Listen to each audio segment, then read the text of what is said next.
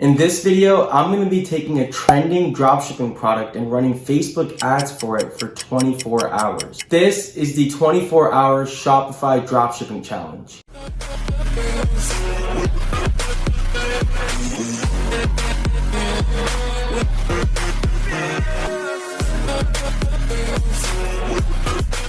What's going on, beautiful people? Welcome back to the channel. I hope each and every single one of you guys is absolutely having a great week and a great day. If you are new to the channel, make sure you join the mastermind family by leaving a subscribe down below, and obviously turn on your post notification bells so you guys are updated with all recent content. While you guys are at it, absolutely drop a huge like on this video. Go down there and smash that like button so this video can reach as many people in the space as much as possible. So I'm not gonna lie, I've seen a few other e-commerce YouTubers do this 24-hour Shopify dropshipping challenge, and I thought to myself, why not try it? We're going to be taking a look at the product, my approach and reasoning behind the specific product, and also a deeper dive into my Facebook Ads Manager in terms of how I'm setting up the ads for the product as well. With that being said, let's take a deeper dive into my laptop so I can break some things down for you guys and we can actually see how this product performs in a 24-hour time frame. I'm going to be giving you guys my initial Facebook ad strategy in terms of how this is all going to be playing out so we are on the same page. So obviously we're just testing this product, so we are starting out from a cold interest campaign targeting a cold audience. So how we're going to go about it is we're going to have one campaign with 10 ad sets with one video and one thumbnail. The runtime is going to be 24 hours or 1 day, hence the video 24-hour Shopify Dropshipping Challenge. Each of these 10 ad sets will be running at $5 a day at an ad set budget level. So 5 times 10 is obviously 50. So we're going to be spending a total of $50 for the 24 hours. Like mentioned, this is just a cold test of this specific product to see how it performs in the 1 day. So the objective of the campaign is going to be a conversion campaign, and it's going to be optimized specifically for purchase. The product is going to be the swimming resistance trainer, as you can see on the left right here. I've seen a few stores sell this over the past few weeks especially. I did do my product research and validation behind this specific product, and I thought it'd be a good way to see if this product has potential or not on our specific store. Especially as swimming pools, gyms, and recreational centers are closed, people who are swimmers, whether it be adults or kids, or want to continue strengthening their swimming skills, I thought this would be a great product for people to actually buy and put to use in their swimming pools. We're also going to be including a free mesh bag so people can actually store everything once they're actually done using it. This will also serve as a great incentive or bonus as well. The cost price for the swimming resistant band is $12.57, and we're going to be selling it at a price of $29.97. When I was doing my due diligence and my research, I saw that most stores were selling this in between 25 to 40 bucks. So I thought $29.97 would be a good price to initially set on this product just when testing it. This specific product does have 4 different variants as well in terms of colors. I believe it has black, red, green, and blue. Another specification for this product is that we are going to be selling the version that is 3 meters or about 9.5 feet long. My supplier did have 1 meter, 2 meters, 3 meters, 4 meters, and 5 meters, but I thought that would just basically confuse a lot of people. So just for the purpose of this video, to keep things as simple as possible, we're only going to be selling one variant in terms of the length, and that is again 3 meters or 9.5 feet. I also thought to myself that most people will be able to utilize this specific length in their pools, so I think 3 meters is just a good middle mark to meet between the 1 and 5 meters that were offered from my supplier. Before we do dive into the Facebook Ads Manager, I do want to show you guys the actual video of the product so you guys can see what it has to offer and how it can actually be used. And yes, this is the same video we're actually going to be using as part of our ad creative for this specific product.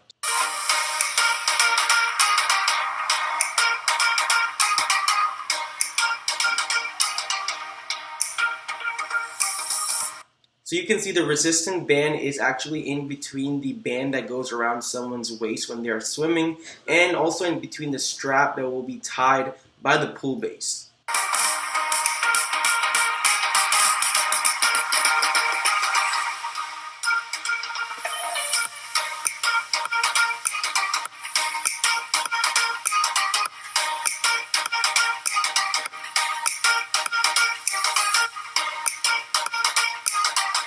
So you guys get the main purpose of the product. It is a passion and a conveniency product. Passion because you obviously have to be interested into swimming, and conveniency because obviously people don't have access to large swimming pools in gyms and recreational centers. So again, this product basically does still allow people to train in their pools with ease and with conveniency. I myself was on the swimming team in high school, and I know if I didn't have access to any swimming pool or any recreational center where I could access a larger pool, I would definitely buy something like this for my house pool. With that being said, let's jump into my Facebook Ads Manager so you can more clearly see how I'm going to be setting up this product and running with it. Finally! Cool, so just to save a little bit of time, I actually have all the interest or ad sets already set up and scheduled for 12 a.m. the next day, but we are going to be diving a little bit deeper so you can see how I actually have everything set up. You can see I have 10 different ad sets right here at $5 a day. Swimming pool, arena, which is a swimming brand,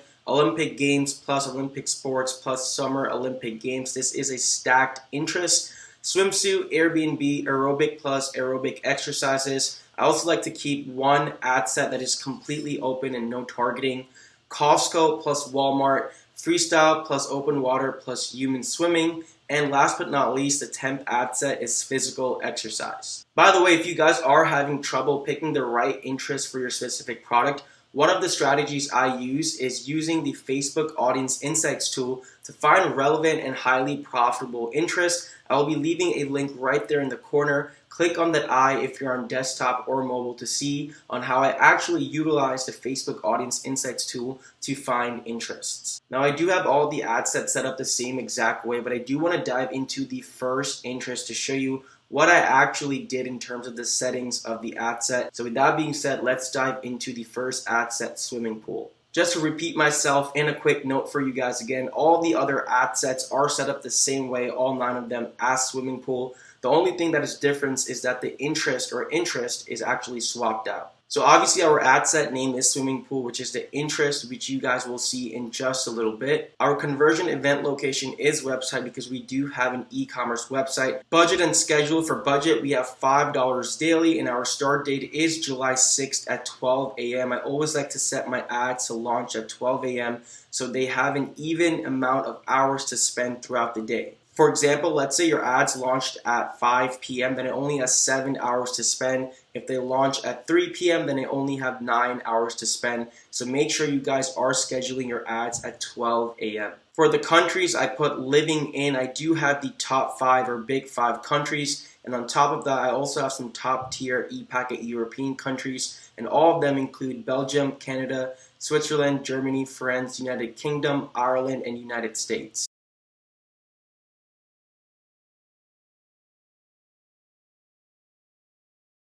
The age, I kept it as default 18 to 65 plus, as this product can be used by anyone. Gender, I also put all genders, as literally any demographic can use this specific product. Unless you know your product is more widely appealed to a specific age or gender, then it's okay to change that from the get-go. But in this case, guys, again, it is a super mass targetable and usable product, so that's why we put the age and gender as default. In the interest, we did put swimming pool, and one thing I also like to do is I like to exclude each ad set by AliExpress and dropshipping. We do not want to reach those people that are interested or know of AliExpress or dropshipping. Our potential reach is 37 million, which is absolutely perfect. I like to have my potential reach or my audience size anywhere between 5 to 50 or 60 million. So we are just at the sweet spot for that. What I also did was uncheck detailed targeting expansion. We do not want that. For languages, I put English all or English UK and English United States. Placements, I did all devices, even though most of your traffic, guys, and I mean more than 85 to 90% will be from mobile users. You never want to assume from the get-go, especially now more and more people working and being home.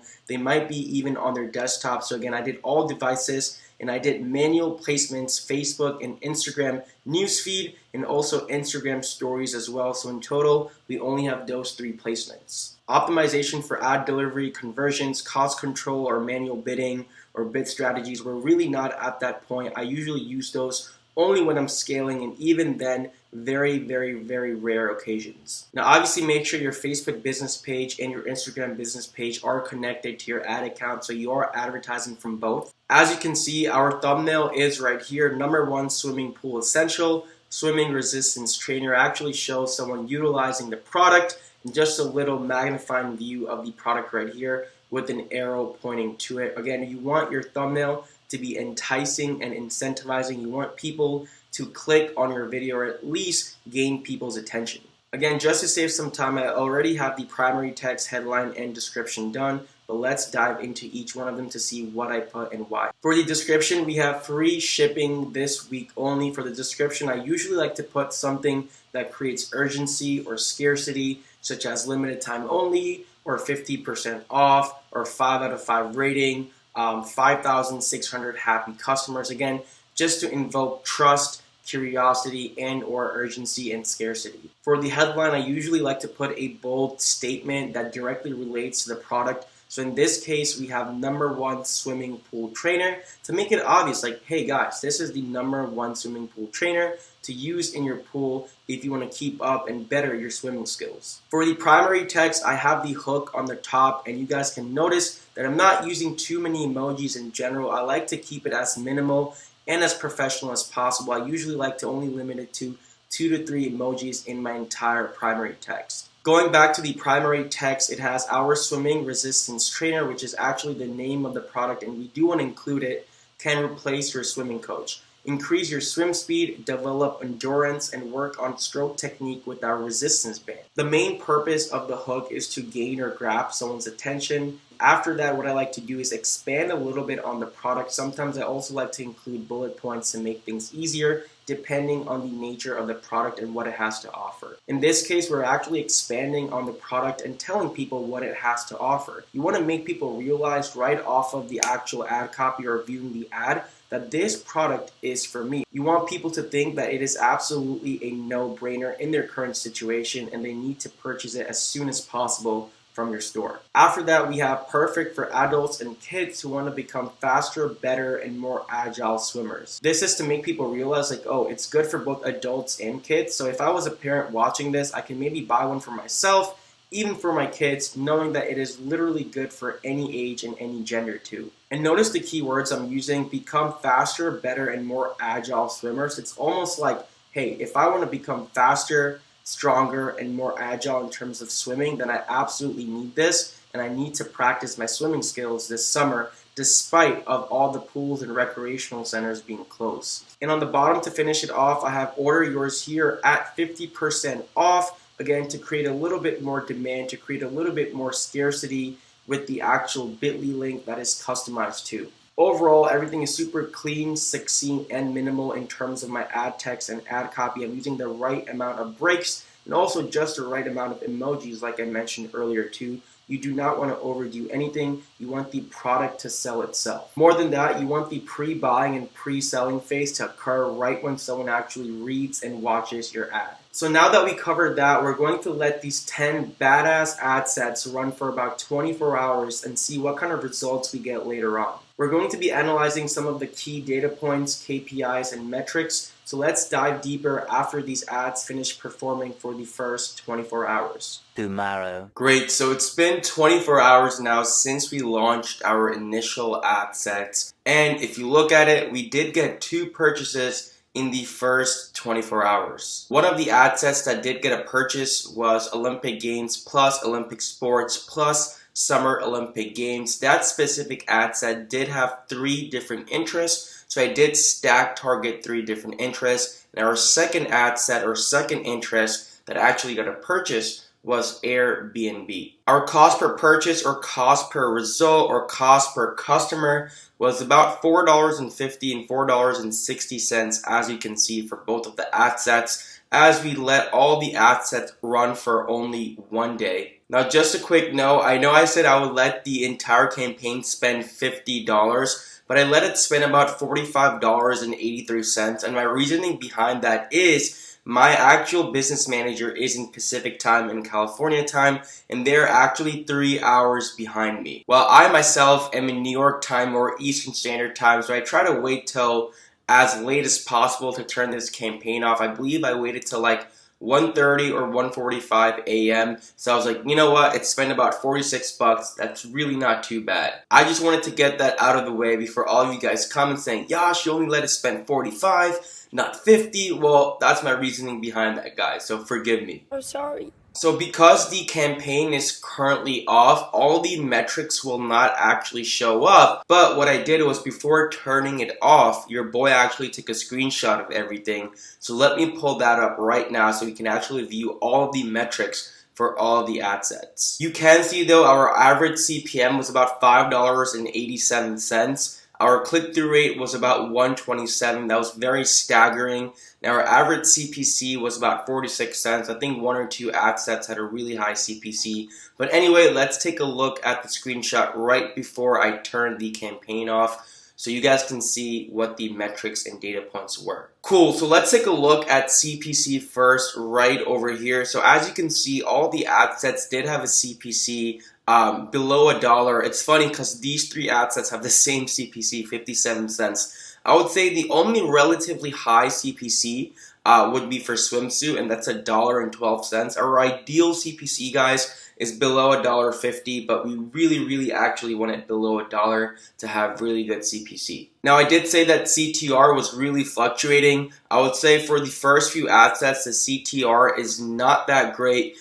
For some of the ad sets, we did have 1.89, 1.29, 3.43, 1.21. We typically want our CTR between 1 and 3% when it comes to cold interest testing. CPMs were really great actually. I was really surprised. I was actually expecting CPMs to go upwards of 10, 15 bucks, but you can see our high CPM is $7.60, averaging at about $5.87. So nothing to complain over there. I think that is absolutely great. Sometimes your CPMs will be a little bit higher if you guys notice, but sometimes a higher CPM does also mean a higher quality of traffic too. So you always want to view all these metric points in a collective angle or collective view, just an FYI. And our purchase ROAS, or our return on ad spend, was 657 and 654 on both of the ad sets that we did get a purchase on,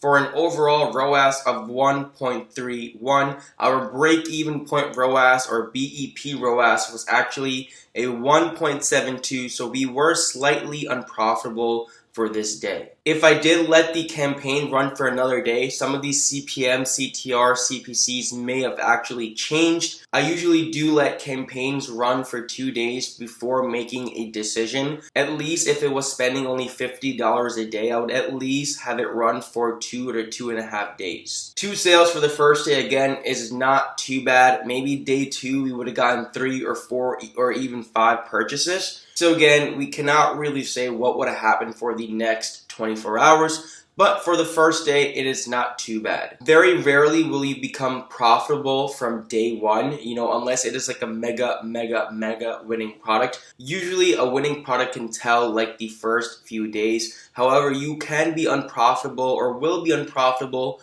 or close to that break-even point like we are right here for the first few days, because you're just acquiring data. You're letting Facebook find out who your potential customer is. You have to let Facebook spend its money, optimize when it's in its learning phase, and actually see, again, like I said, who your potential customer is. But for the first day overall, guys, I cannot complain as to what the results were. I think it was a pretty cool test challenge. I know you guys are curious as to what the exact numbers were in terms of breakdown, so let's take a look at that for you guys. Bada bing, bada boom. Here are our results. I'm going to run these numbers down with you guys really quickly so you guys gain a proper understanding of what happened. Our Facebook ad costs were exactly $45.81. Our product cost came out to $25.14 for 2 units, as we did get 2 purchases. And yes, that is the total price with the actual product or the unit, plus the shipping for both of the products. Transactional fees, I did use Stripe and PayPal. We did get 1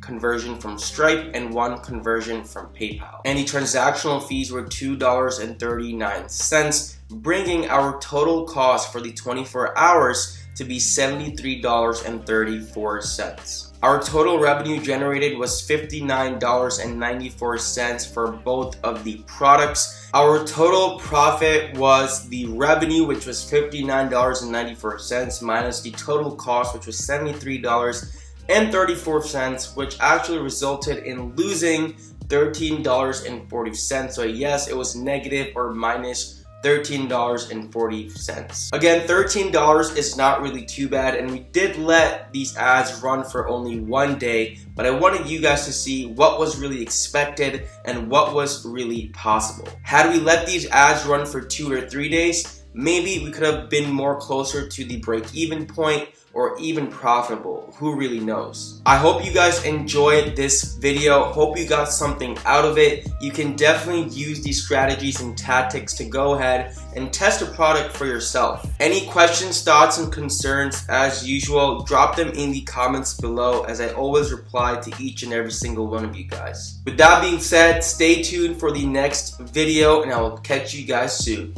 Peace.